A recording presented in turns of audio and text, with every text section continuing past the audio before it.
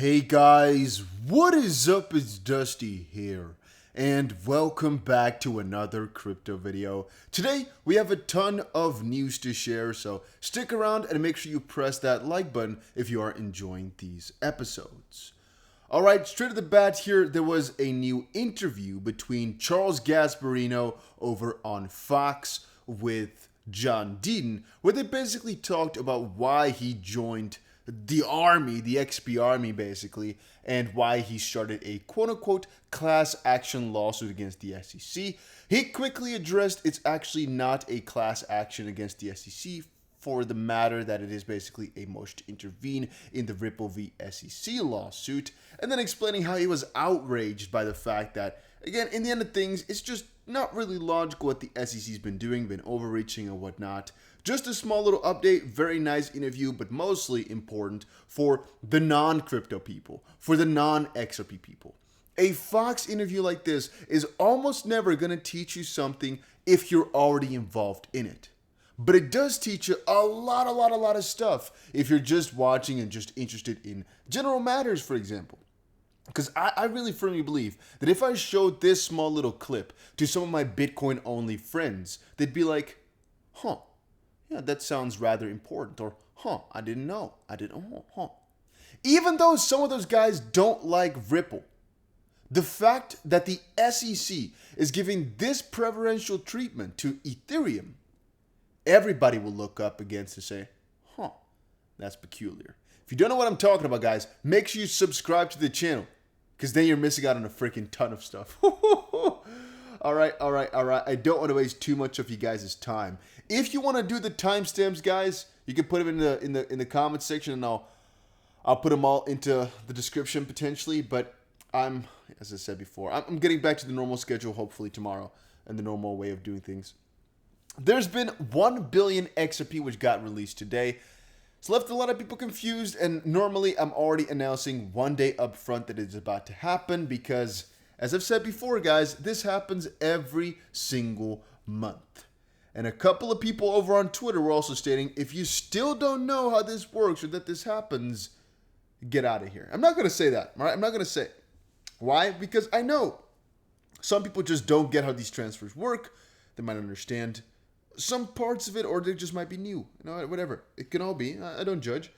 Now, the easiest way to phrase this is Ripple sends out 1 billion XRP from their basically, let's call it a treasury every single month. You can basically call it something like that. Officially, it's an escrow, which basically means Ripple locked up a ton of XRP in 2017, and 1 billion of that XP gets released every single month. They put about 900 million back in every single month too. So in the end of things, it's just kind of a trivial transaction. There's two of these 500 million ones. But it still might be something important you want to know about, purely for the fact that you'll see this every single month, and people will panic or give statements like, 1 billion XP was just moved every single month as well. And now, if you didn't, you know exactly what it means, and you know that you don't really have to be afraid of it. And what do they do with the money? Sometimes they spend it, sometimes it's for liquidity for exchanges. There's a ton of different things which they do, but there's basically this RL18 VN wallet. I think RL stands for Ripple, I guess. 18 is just a number in VN. I don't even remember now anymore.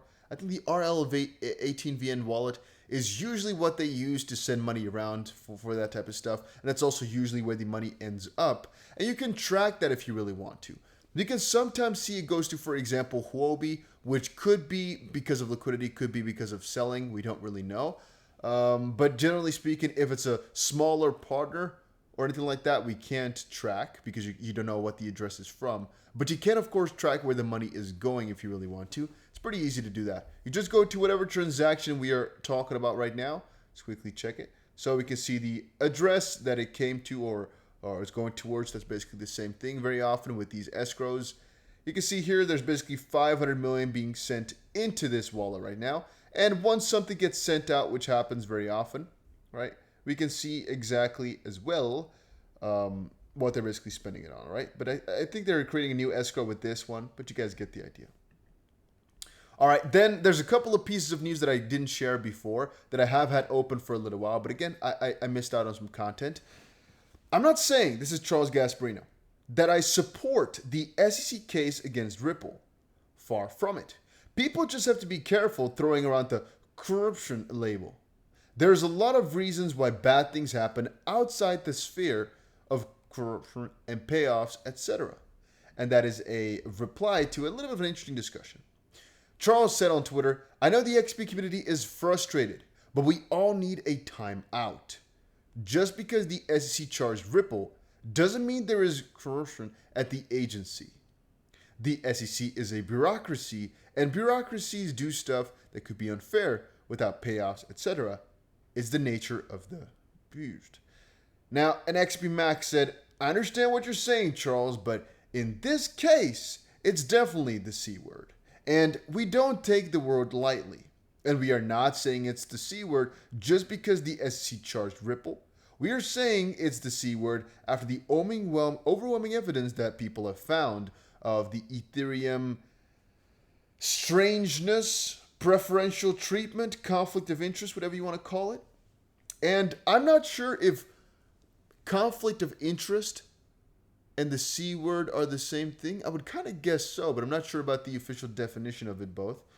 But in my own logical thinking, I would say if there's a conflict of interest and these guys are doing something which is not following their own rules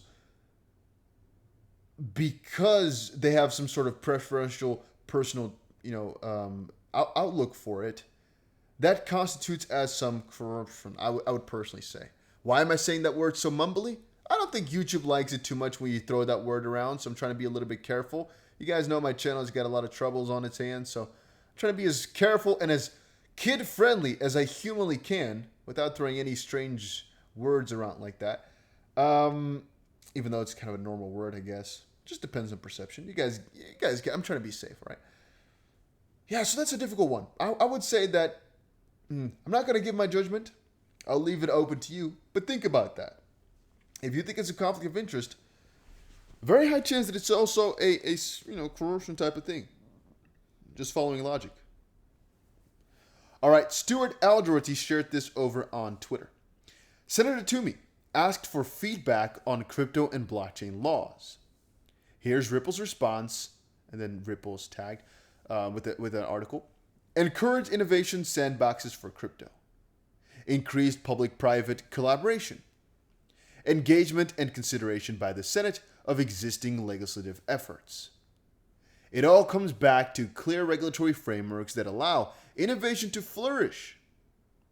With consumer and market protections, we don't have clarity today in the US, despite those who insist on incorrectly suggesting otherwise.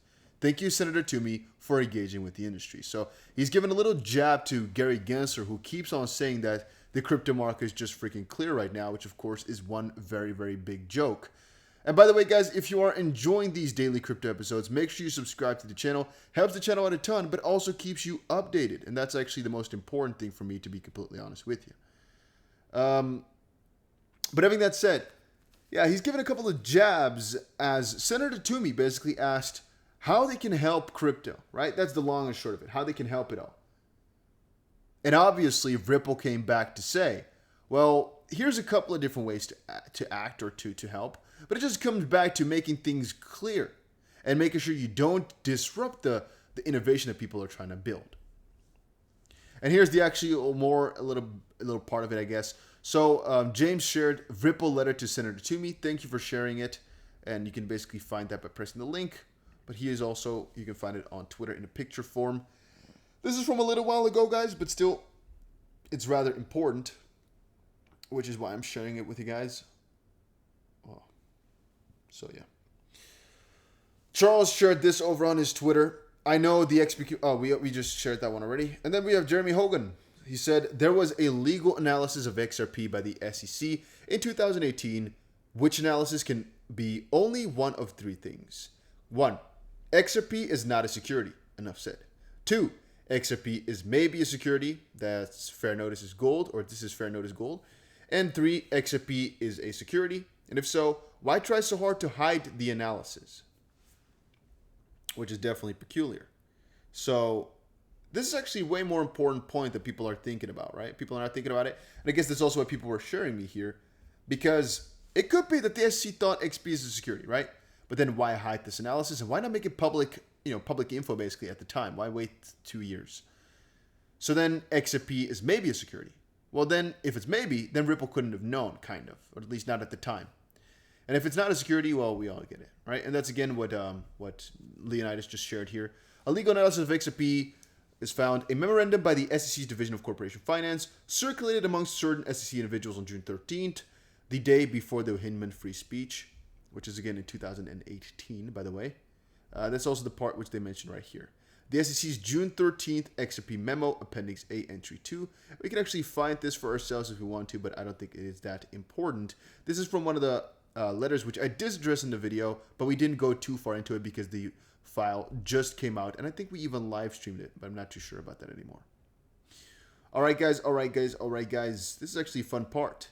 Just need to wait until they find out it was drafted by Ethereum's attorneys, Lubin and the Ethereum Foundation. It would actually be funny too. Yeah. All right, guys. I'm going to keep it kind of short for here. Hopefully you enjoyed this video. Hopefully you learned something new. And I'll see you guys again in another crypto video later today. Adios, amigos, and have a nice freaking night. It's already 4 something a.m. for me, so yeah.